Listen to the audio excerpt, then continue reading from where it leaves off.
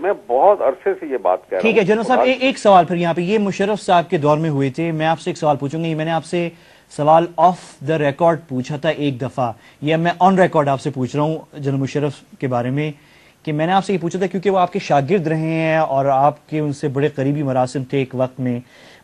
سوال یہ ہے کہ کیا جنرل مشرف پاکستان کے ساتھ غداری کر سکتے ہیں؟ دیکھیں، غداری کے جو غدار ہوتا ہے نا، میر جعفر سے بھی پوچھے تو وہ کہے گا میں نے تو کوئی غداری نہیں کی، میں تو مسلمانوں کو بچانے کے لیے کر رہا تھا۔ جو کچھ پرویز مشرف نے کیا ہے اس کو جب تاریخ کے آئینے میں دیکھا جائے گا تو وہ غداری ہی ہوگی، لیکن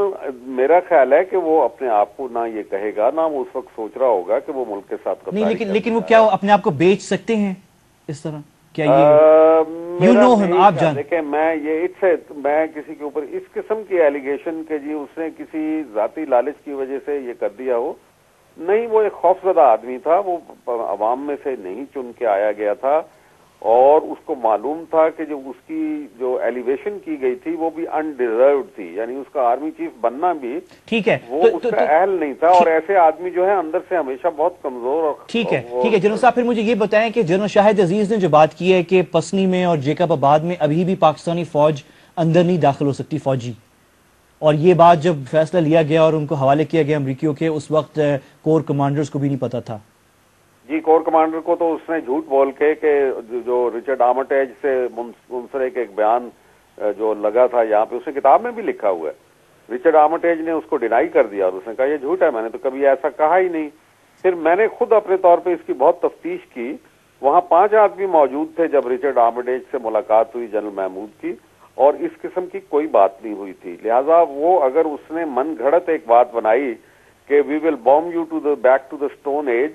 تو اس کا یہ مطلب ہے کہ اپنے کور کمانڈر کو خوف زدہ کرنے کے لیے کی گئی، کیونکہ اس کے پاس دلیل نہیں تھی کور کمانڈر کو دینے کی۔ اس نے کور کمانڈروں کو خوف زدہ کیا، کہا کہ جی امریکن آ جائیں گے اور وہ سارے انڈس ریور کے اوپر پل اڑا دیں گے، وہ ہمیں ہماری انڈسٹری کو برباد کر دیں گے، وغیرہ وغیرہ، ایک ایسا نقشہ کھڑا۔ اور پھر ویسے بھی آرمی چیف جو ہے اتنا طاقتور ہوتا ہے ابھی۔ ٹھیک ہے، میرا آخری سوال جنرل صاحب بس یہ ہے کہ کوئکلی کہ اب ہمیں سب پتہ چل گیا ہے، اب کیا فوج کچھ کر سکتی ہے؟ کیا اب کیوں نہیں ہم جیکب آباد پسنی واپس لے لیتے؟ کیوں نہیں؟ یہ تو اب تو دیکھیں نا، جس وقت امریکہ نے آپ کو ایسے ٹریپ میں پھنسا لیا ہے، ایک طرف وہ باقاعدہ یہ کہتے ہیں کہ جو فوج کا ادارہ ہے ISI ہے، یہ سویلین رول کو قبول نہیں کرتا، تو پولیٹیشین کی جو ہیں یہ بھی سیخ پا ہوتے ہیں، گرم ہوتے ہیں کہ کیوں کیا جائے۔ یعنی پاکستان فوج کی المیہ یہ ہے کہ اس وقت اس کو یہ بھی برقرار رکھنا ہے بھرم کہ وہ جمہوریت کا پورا احترام کرتی ہے، سول اتھارٹی کی حکم کے مطابق چلتی ہے، اور دوسری طرف اس کو ملکی سلامتی سے تو یہ فیصلہ پولیٹیشینز نے لینا ہوگا، آپ یہ کہہ رہے ہیں کہ گورنمنٹ نے لینا ہوگا یہ فیصلہ؟